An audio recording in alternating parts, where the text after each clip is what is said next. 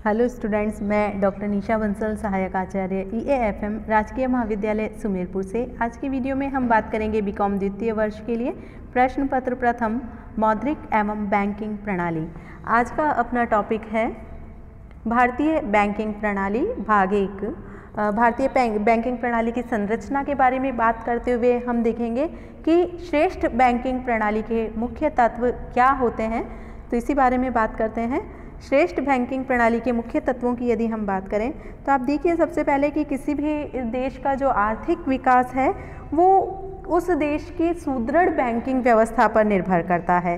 और चूँकि देश में जो पूंजी की सप्लाई है, वित्तीय जो संकट है उससे उबारने में वित्तीय संस्थाएं, बैंकिंग संस्थाएं अपना महत्वपूर्ण भूमिका अदा करती है। देश में छोटी छोटी बचतों को संग्रहित करके जो अनुत्पादक कार्यों में बचतें लगी हुई हैं, निष्क्रिय बचतें हैं, उनको सक्रिय रूप से उत्पादन कार्य में लगाने में एक अहम भूमिका का निर्वाह करती हैं और इन बचतों को वो औद्योगिक और व्यापारिक क्रियाओं में लगा सकती है।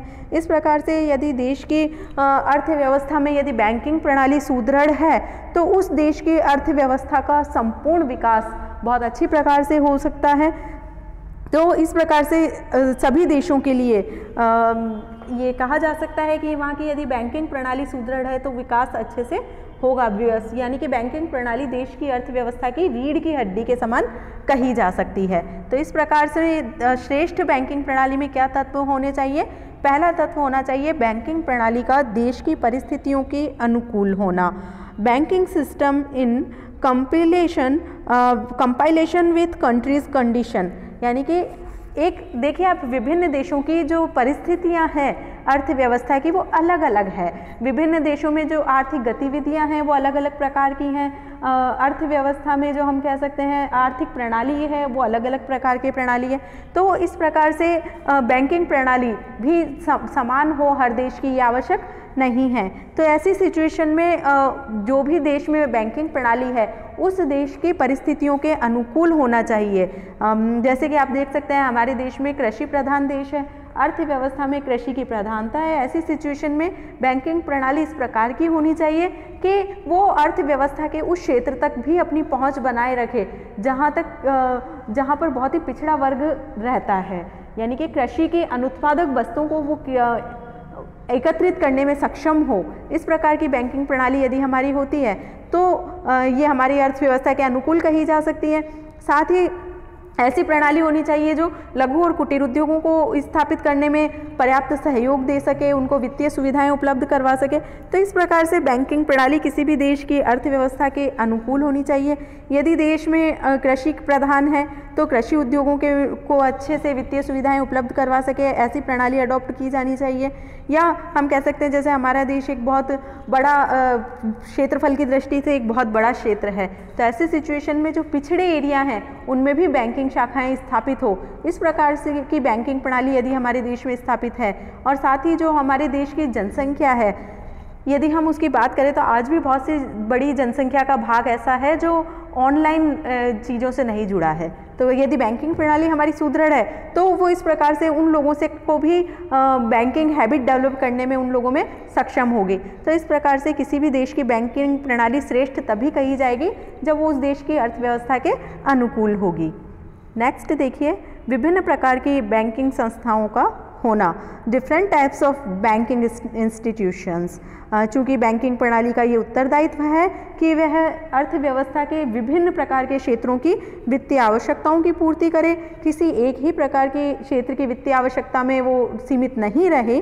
तो इस प्रकार से एक अच्छी बैंकिंग प्रणाली तभी कही जाएगी जब उसमें विभिन्न प्रकार की बैंकिंग और वित्तीय संस्थाएं क्रियाशील होंगी। जैसे कि यदि हमारे देश की बात करें तो चूँकि कृषि प्रधान है तो नाबार्ड की व्यवस्था की गई है, राष्ट्रीय कृषि और ग्रामीण विकास बैंक। इसके अलावा लघु उद्योगों के विकास के लिए SIDBI, small scale industries development bank की स्थापना की गई है। दीर्घकालीन उद्योगों को वित्तीय सुविधाएं उपलब्ध करवाने के लिए IDBI, industrial development bank of India की स्थापना की गई है। हम ये कह सकते हैं कि रुग्ण उद्योग है उनके लिए अलग व्यवस्थाएं की गई है बैंकों की। रूरल क्षेत्रों में क्षेत्रीय ग्रामीण बैंकों की स्थापना की गई है। सहकारी संस्थाओं की अलग स्थापना की गई है। भूमि पर लोन उपलब्ध करवाने के लिए भूमि विकास बैंकों की स्थापना की गई है। कहने का तात्पर्य ये हुआ कि विभिन्न प्रकार की विभिन्न क्षेत्रों में वित्तीय सुविधाएं उपलब्ध करवाने के लिए अलग अलग प्रकार की बैंकों की वित्तीय संस्थाओं की स्थापना देश में की गई है। तो एक देश में बैंकिंग प्रणाली तभी अच्छी होगी जब वो विभिन्न क्षेत्रों की वित्तीय आवश्यकताओं की पूर्ति करने में पूर्ण रूप से सक्षम हो। तो इस प्रकार से विभिन्न प्रकार की बैंकिंग संस्थाओं का होना भी आवश्यक है। नेक्स्ट पॉइंट देखिए, विभिन्न प्रकार की वित्तीय संस्थाओं में समन्वय होना, coordination between various financial institution.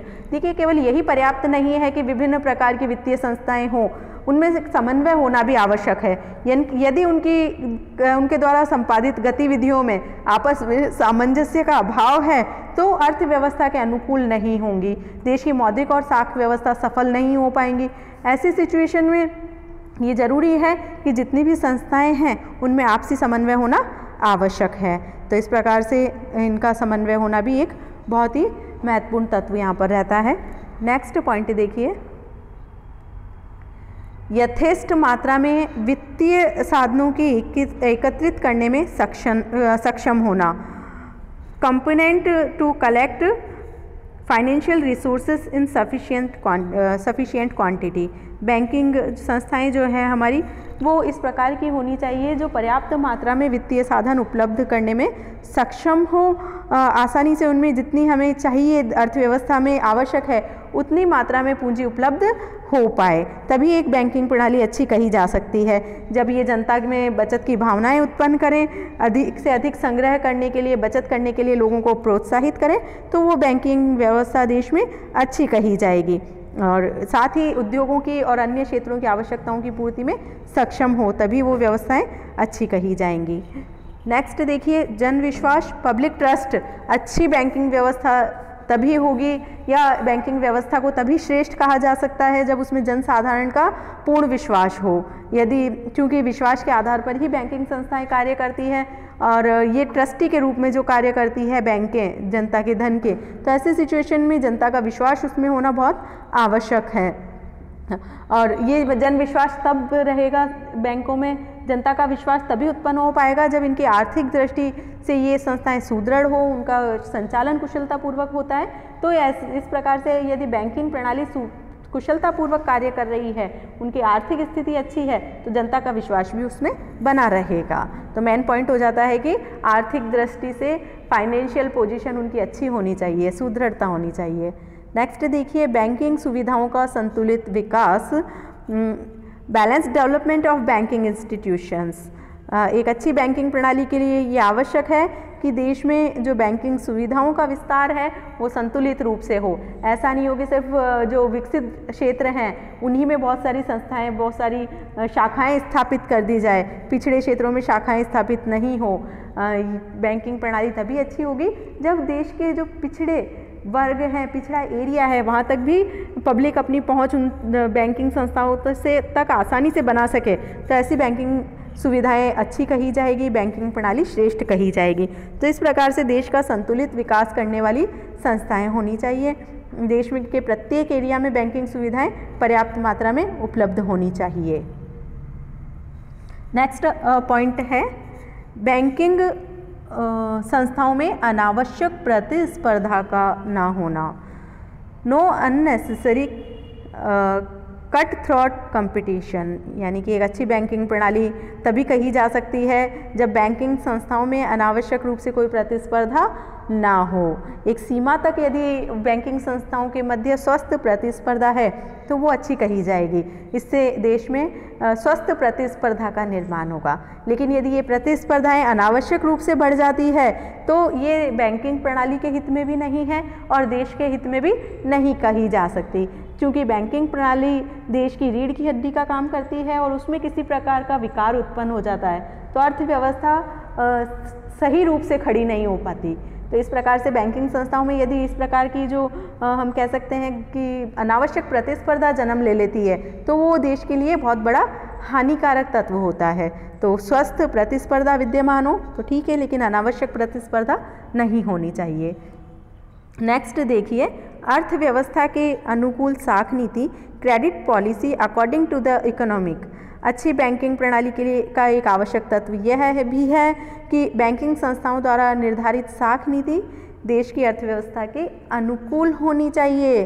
Banking संस्थाएं साख में केवल साख में ही व्यवसाय नहीं करती बल्कि साख का निर्माण भी करती है।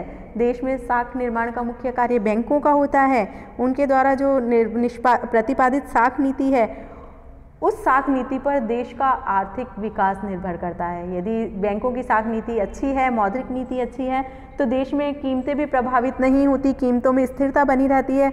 अर्थव्यवस्था में यदि साख का पर्याप्त संचालन होता है तो अर्थव्यवस्था पर्याप्त मात्रा में गति करती है। तो ऐसी सिचुएशन में इनकी साख नीति लोचशील होनी चाहिए और देश की आवश्यकता के अनुकूल होनी चाहिए। देश के आर्थिक विकास के संदर्भ में इन्हें अपनी साख नीति अपनानी चाहिए। तो ऐसी नीति सरकार के लिए या अर्थव्यवस्था के लिए अच्छी कही जाएगी।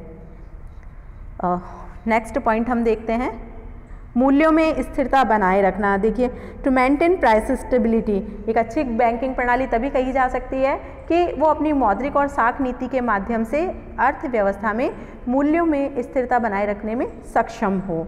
और मूल्यों में स्थिरता कब बनी रहेगी? जब मुद्रा की पूर्ति पर्याप्त मात्रा में अर्थव्यवस्था में हो। यदि आवश्यकता से अधिक मात्रा में मुद्रा की पूर्ति बढ़ जाती है अर्थव्यवस्था में, तो लोगों की आय बढ़ने के कारण मांग बढ़ेगी और वस्तुओं की कीमतें लगातार बढ़ जाएगी। और यदि अर्थव्यवस्था में मुद्रा संकुचन हो जाता है, मुद्रा की मात्रा पर्याप्त मात्रा में नहीं है उपलब्ध, तो ऐसी सिचुएशन में मुद्रा संकुचन जैसी परिस्थितियां उत्पन्न हो जाती हैं। तो इस प्रकार से यदि मौद्रिक और साख नीति आवश्यकता के अनुसार है, मांग के अनुसार मुद्रा की पूर्ति है, तो ऐसी सिचुएशन में मौद्रिक और साख नीति अच्छी रहेगी, पर्याप्त रूप से सफल रहेगी और मूल्यों में स्थिरता बनी रहेगी। तो इस प्रकार से मूल्यों में उचित नियंत्रण भी आवश्यक है, जो बैंकिंग संस्थाएं अपनी साख सृजन क्षमता के आधार पर बनाए रख सकती हैं।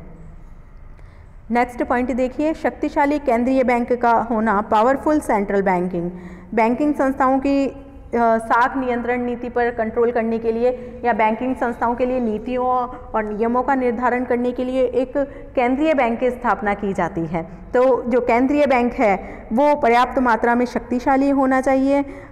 ये सबसे ऊंची संस्था होती है केंद्रीय बैंक, बैंकिंग संस्थाओं का केंद्र बिंदु होता है। तो ये आवश्यक रूप से ध्यान रखना चाहिए कि जो केंद्रीय बैंक हमारा है उसमें पर्याप्त मात्रा में नियंत्रण शक्ति हो, नियंत्रण कैपेसिटी विद्यमान हो, वो इन बैंकिंग संस्थाओं की साख नीति पर प्रभावी नियंत्रण स्थापित करने में सक्षम हो। यदि वो प्रभावी नियंत्रण स्थापित कर पाता है तो देश में सुदृढ़ बैंकिंग व्यवस्था का विकास होगा। अन्यथा बैंकिंग व्यवस्था पर किसी प्रकार का नियंत्रण नहीं रहेगा और देश की अर्थव्यवस्था अस्त व्यस्त हो सकती है। नेक्स्ट पॉइंट देखते हैं, समाशोधन गृहों एवं धन हस्तांतरण की सुविधाएं, facilities of money transfer in clearing houses. एक अच्छी बैंकिंग प्रणाली में समाशोधन गृह की व्यवस्था भी बहुत अच्छी प्रकार से होती है।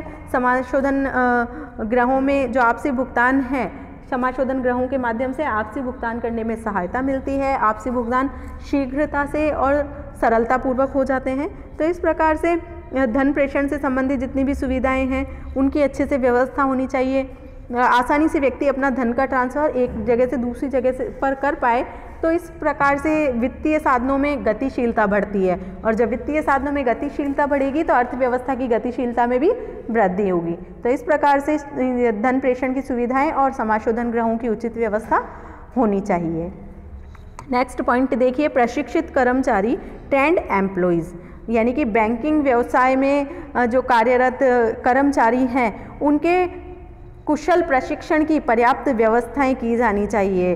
कुशल और प्रशिक्षित कर्मचारी होना बहुत आवश्यक है। यदि कुशल और प्रशिक्षित कर्मचारी उपलब्ध नहीं हैं तो बैंकिंग व्यवस्था की सफलता संदिग्ध हो जाती है और ऐसी सिचुएशन में उनके लिए प्रशिक्षण की उचित व्यवस्था की जानी चाहिए, तभी बैंकिंग व्यवस्था सफल होगी। क्योंकि बैंकिंग व्यवस्था का संचालन प्रशिक्षित कर्मचारियों पर निर्भर करेगा, इसलिए कर्मचारियों के प्रशिक्षण की उचित व्यवस्था भी होनी चाहिए। यदि देश में बैंकिंग व्यवसाय में कर्मचारी प्रशिक्षित हैं, कार्यकुशल हैं, पूर्ण ईमानदारी से कार्य करते हैं, तो बैंकिंग व्यवसाय सफल होगा और ऐसी प्रणाली को श्रेष्ठ बैंकिंग प्रणाली कहा जाएगा। तो ऐसी सिचुएशन में प्रशिक्षित कर्मचारी होना आवश्यक है।